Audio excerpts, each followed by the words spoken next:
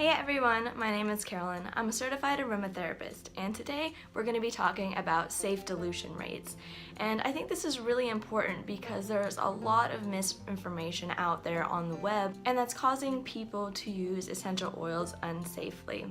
So the first and most important rule is do not use essential oils undiluted on your skin. They are extremely concentrated and don't require a lot for it to be effective. Less is actually better. Now there's actually a lot of different factors that determine what the best dilution rate would be. So I'm going to go over those in a little bit. But of course, every person is different and every situation is different. So there's going to be a lot of variation in these dilution rates that I'm giving you. So I don't want you to take it as a this is how it should be, but more of just guidelines to help guide you through using essential oils. So the first factor in determining the dilution rate is the essential oil safety profile. For example, if you have the essential oil bergamot, you're going to want to look at the safety profile and realize that it is phototoxic. And so that means you need to either use it through inhalation or use it topically in a very safe dilution. And that's going to be 1 drop per ounce. And you should still not go out in the sun for 18 hours. So it would want to be used at night as an extra precaution as well. If you want to learn more about phototoxic essential oils, I will link a video that I made up in the top corner. Age is the next major factor that is going to determine your dilution rate of essential oils. So children especially are very sensitive to essential oils. Then when you move on into adulthood, you're able to use a higher dilution. And then again, when you get into elderly people, 65 plus, you're going to want to lower the dilution as well because their bodies have become more sensitive and fragile. The next factor determining dilution rates is going to be health issues. So people who have compromised immune systems, their bodies can react badly to essential oils, so using a lower dilution is going to be extremely important, as well as making sure you do patch tests on every single essential oil that you're using in the blend so that their body does not react badly to it. Another factor that determines dilution rate is if you are pregnant or if you're breastfeeding. So not a lot of research has been done on whether the essential oils that get into your bloodstream actually move through the placenta and get to the baby. Although we're not sure if it can happen, you always want to err on the side of safety when it comes with essential oils. So there's definitely a lot of different essential oils that you should not use when you are pregnant, and that is another video for another day. If you guys want me to do that video, then just post a comment down below and let me know, and I would love to do that for you guys. And breastfeeding as well, there's not a lot of research showing what essential oils actually go through the breast milk to the baby. So you want to err on the side of caution as well. The next issue is skin sensitivity. A lot of people have very irritated and sensitive skin. You're going to want to be extremely careful with those sorts of people because their skin can react badly to anything. So you're going to want to do a patch test for each essential oil before you make your blend, as well as using a much lower dilution than you would normally use. And the last but not least dilution rate factor that I'm going to be talking about is prescription drugs.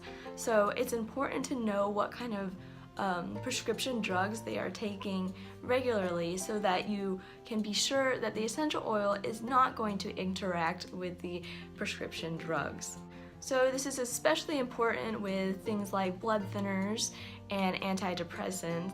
But if you want to learn more about that, then I would go ahead and suggest you buying the Essential Oil Safety book by Robert Tisserand. I will link that down in the description box if you're interested. It's a really great and important book for anybody who's using essential oils. Now in this part of the video, I'm gonna move a little bit closer into the kid range because there is a huge variation between a child that is 5 years old and a child that is 10 years old, and conversely a child that is 1 year old versus a child that is 5 years old. So I would suggest for any child that is under 2 years to not use essential oils. Unless you are under the supervision of a certified aromatherapist and their physician as well, I would not use essential oils. What I would use instead are hydrosols. So as a reference guide, you can get Hydrosols, The Next Aromatherapy by Susan Caddy, which I will link in the description box as well. She has a lot of different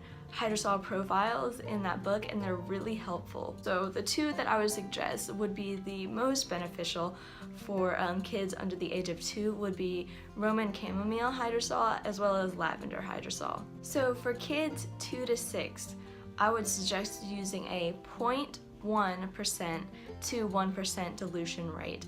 And 1% is really high for kids who are even at the age of 6. So that would be for an extreme situation and should also be under the supervision of a certified aromatherapist as well. But 0.1 is pretty small dilution, so that can be used freely for different situations. For kids 6 to 10, I would go a little bit higher and saying 0.5% to 1% is probably a good range that you can work within.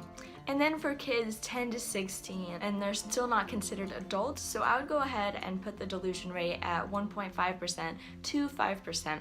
1.5% is probably for general use, and then 5% would be for an extreme case. And then for adults 16 and up, I would suggest a 2% dilution rate to up to 25%. And 2% would be the general use dilution rate, and the 25% would be for extreme cases where there was an extremely acute problem, such as, say, if you got into a car accident and you were having extreme issues. Of course you would want to either go to the hospital and the doctor, but essential oils can help supplement that care as well. And that dilution rate, as well as any dilution rate over 10%, honestly, I would say needed to be authorized by a certified aromatherapist, as well as checked on by your primary care physician as well. For elderly 65 plus, I would go ahead and use 0.5% to 3%. So for anyone who is pregnant, breastfeeding, or has a compromised immune system, or has sensitive skin, like I mentioned in the section about what determines dilution rates, I would always be precautious and use a 1% dilution rate. If you are using products for facial use, you're going to want to use 1% as well, and that's because the skin on your face is actually much thinner than the skin on the other parts of your body, so it's going to absorb faster. For something like an overall body massage oil, 2% would be a good dilution rate, as well as any other general use. 2% would be a good dilution rate, unless there are other factors influencing that percentage, like I mentioned before. And then there are blends for specific issues, and that can be from 4% to 10% depending on a lot of factors. There's also a different dilution rate depending on if your specific issue is acute or chronic. So if you have a chronic issue, what's going to happen is that you're going to need a lower dilution, but use the blend for a longer amount of time. Whereas if you have an acute addition, you're going to want to use a higher dilution, but not use the blend as long, only for a couple of days. So that really influenced the dilution rate as well, and then you have to look at the factors of dilution rate that I mentioned before, such as age and health and sensitive skin. You need to take into account when you're deciding the dilution rate of your blend. Alright guys, that was a very quick overview of dilution rates.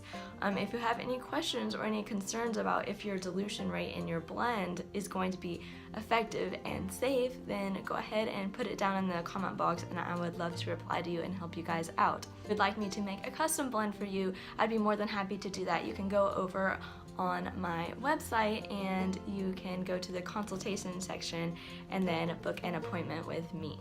And that is it for all these safe dilution rates. I hope you found this video helpful and informative, and I hope you guys are practicing safe blending. Have a great day. Bye.